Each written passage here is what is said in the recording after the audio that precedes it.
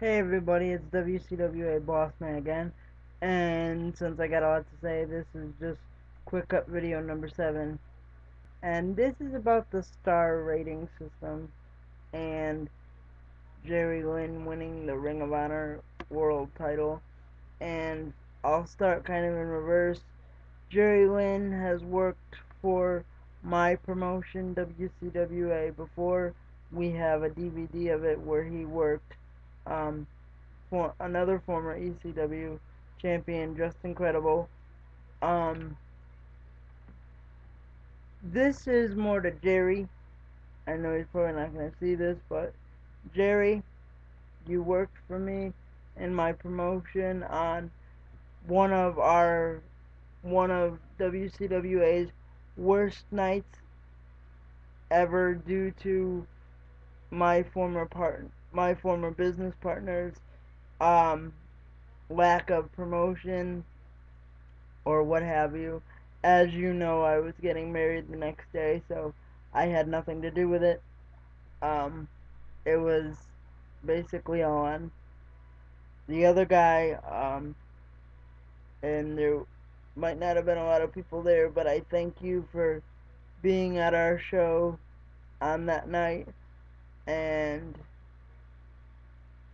having as good a match as you could with Justin, and I cherish having that match on our on our show under our name of WCWA and having it on DVD, because that is something we can always say that WCWA has had former world champions on it, such as yourself and Justin and other people that will join the brand eventually one day.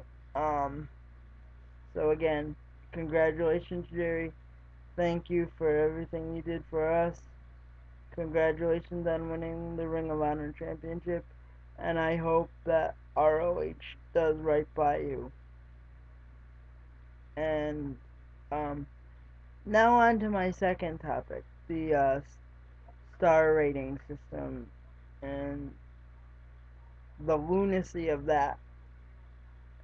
I know people on YouTube here like when the main guys on here like True Slayer, Crazy Mike, um, MB Wrestler, um, RVD Tito for life. I know people like when those guys give star ratings, but I've told you guys from now on that I'm gonna give you my take on certain things with wrestling and whatnot from a promoter's perspective. And what I have to say about star ratings is star ratings to wrestlers, as far as when they, as in the people that work for me, or I guess should say we, go out there and put matches on, or put shows together. In my case, we don't look for the star rating system. We don't look to that system. That was a system made up by fans. And granted, part of me is a fan, but I'm a promoter first and foremost when it comes to wrestling.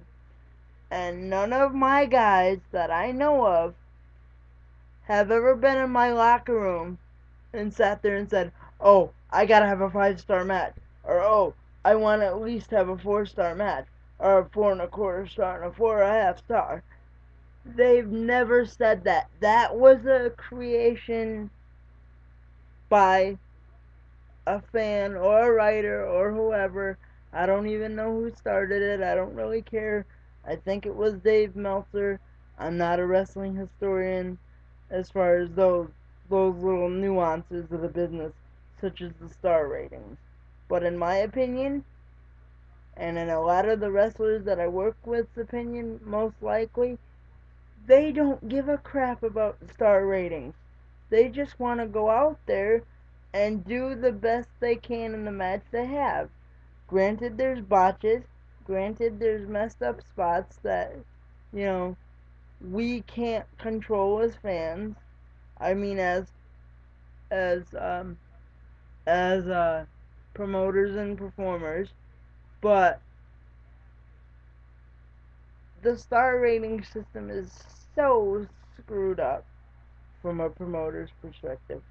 You know, it may seem good to you guys for feedback, but what's good to us for feedback is people watching our videos and actually commenting on it and not star rating it and actually making good comments, not comments like, oh, this was so gay. You know, what's gay anyway as far as wrestling? I mean, was it slow? Was it fast? Was it too spotty? Was it too, you know, did it have too much crowd interaction? You gotta give promoters or performers a better idea than just saying, oh, you had a 3-star match. Or, oh, this was 2 stars and it sucked. As so many people have said about Shawn Michaels and Undertaker, you have to somewhat explain yourself or we have nothing to go on. Except, oh, this guy thinks we had a 2-star match and it sucked. You know what? That's not a lot to go on.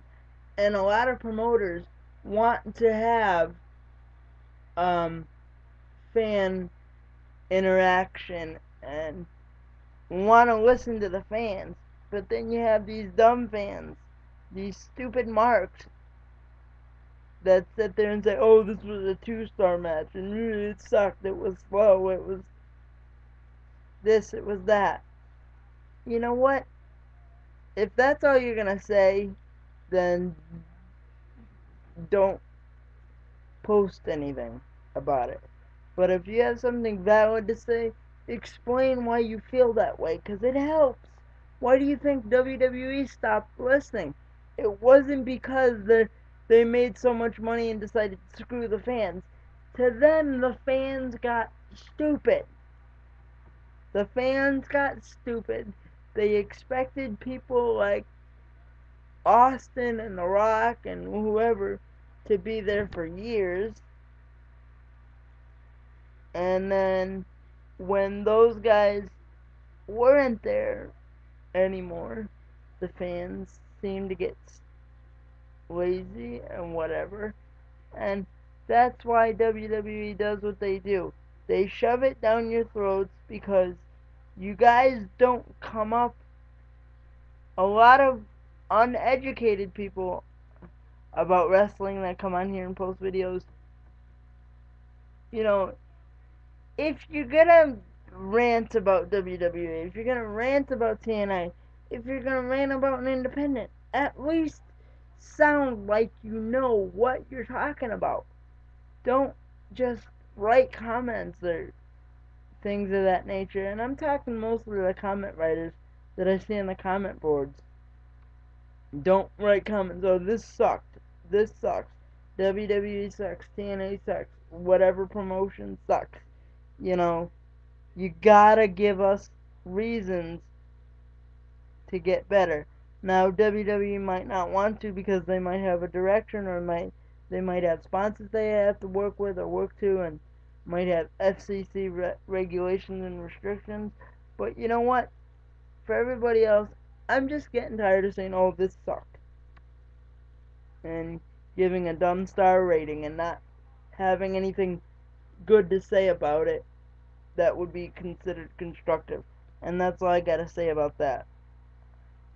And I'll probably cut another video at some point, probably next, about some other things I've seen. But that'll be in my next video. Alright, I'm out. Bye.